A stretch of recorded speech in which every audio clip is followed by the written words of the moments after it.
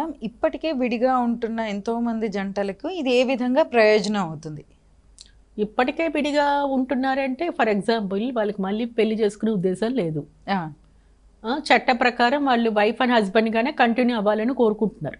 చట్ట ప్రకారం ఒకరినొకరు చూసుకోవటం కానీ మాట్లాడుకోవటం కానీ కొన్ని జంటలు చేయట్లే, మీరు అన్నట్లు దూరంగా ఉంటున్నారు.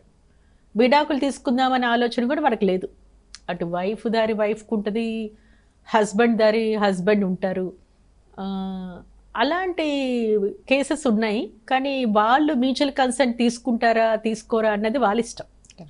మాకు చట్ట ప్రకారం సంఘంలో వాళ్ళకున్న బంధువులు కానివ్వండి, స్నేహితులు కానివ్వండి, వాళ్ళందరి దృష్టిలో మేము వైఫ్ అండ్ హస్బెండ్గానే ఉంటాం అనే వాళ్ళు ఉన్నారు ఇప్పుడు కదా. దాన్ని ఏమంటున్నారు ఇప్పుడు, గ్రే డైవోర్స్ అని అంటారు దాన్ని. ఓకే, అంటే కలిసి ఉండరు కానీ చట్ట ప్రకారం ఎవరికైనా ఫంక్షన్స్ కానీ ఏదైనా గెట్ టుగెదర్లు అయినప్పుడు ఇద్దరు కలిసి కనిపిస్తారు. అలాంటి వాళ్ళు ఈరోజు మనం చూస్తున్నాం, చాలా మందిని చూస్తున్నాము.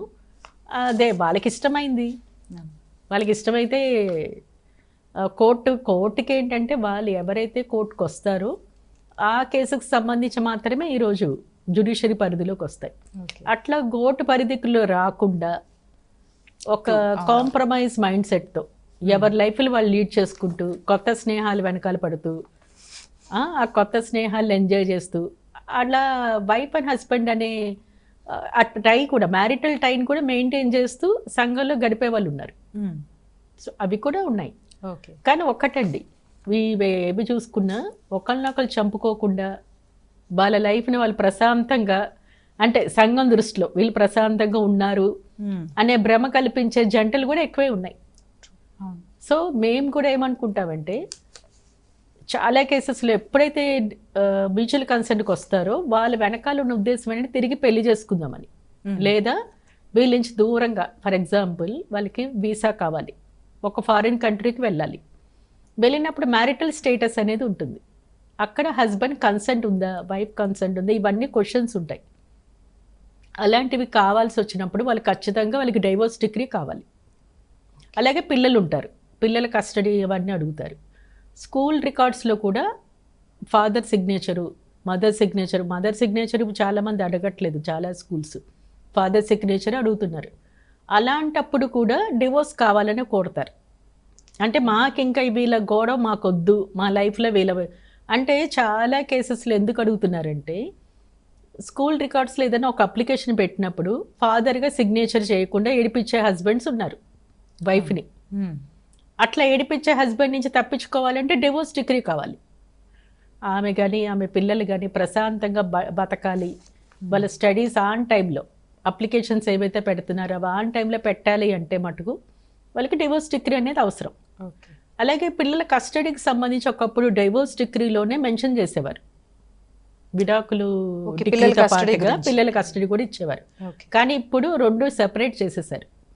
సో విడాకులకి విడిగా అడగాలి, విడాకులకు అడుగుతున్నప్పుడే వాళ్ళకి సంబంధించే పర్మనెంట్ యాలిమనీ కానివ్వండి, లేదా ప్రాపర్టీలో షేర్ ఇస్తారా, ఆమెకు ఒక బాగా అనేది పర్మనెంట్ యాలిమనీలో క్యాష్ రూపంగా కాకుండా ఆస్తి రూపంలో ఇస్తారా అనేది డివోర్స్ కేసులో డిసైడ్ అయిపోతుంది. కానీ పిల్లల కస్టడీకి సంబంధించి మటుకు విడిగా కేసు వేసుకోవాలి. గార్డియన్ అండ్ వార్డ్స్ యాక్ట్ కింద అది విడిగా కస్టడీ గురించి అడగాలి. మనకి తెలిసింది ఏంటంటే 5 సంవత్సరాల వరకు తల్లికి హక్కు ఉంటుంది. 5 సంవత్సరాలు నిండిన పిల్లల మీద హక్కు ఎప్పుడు కూడా ఫాదర్కే ఉంటుందని ఉంది మన చట్ట ప్రకారం. కానీ ఒకవేళ ఆ ఫాదర్ అనే పర్సన్ బ్యాడ్ హ్యాబిట్స్కి లోనయ్యి ఆ పిల్లల్ని సరైన పద్ధతిలో పెంచలేరు అనే విషయంలో మదర్ తన పిల్లలకి కస్టడీ అడిగినప్పుడు మటుకు 5 years క్రాస్ అయిన తర్వాత కూడా మదర్కి ఇస్తారు. అయితే విజిటింగ్స్ ఎవరు అడిగినా కూడా వైఫ్ అయినా హస్బెండ్ అయినా వాళ్ళు మా పిల్లల మీద మేము చూసుకోవాలి అని విజిటింగ్ రైట్ అడిగే హక్కు అయితే వాళ్ళకు ఉంటుంది. అది కూడా దేని కింద అడగాలి, ఈ డివోర్స్ కేసులో కాదు, గార్డియన్ అండ్ వార్డ్స్ యాక్ట్ కింద వేసుకుని మా పిల్లల్ని విజిటింగ్ రైట్స్ అయితే నాకు ఇవ్వండి. ఒకవేళ మదర్ దగ్గర ఉంటే ఫాదర్ అడుగుతారు విజిటింగ్ రైట్స్ గురించి, ఫాదర్ దగ్గర ఉంటే మదర్ అడగచ్చు. సో విజిటింగ్ రైట్స్ అనేది కోర్టు ఎప్పుడూ డినై చేయదు.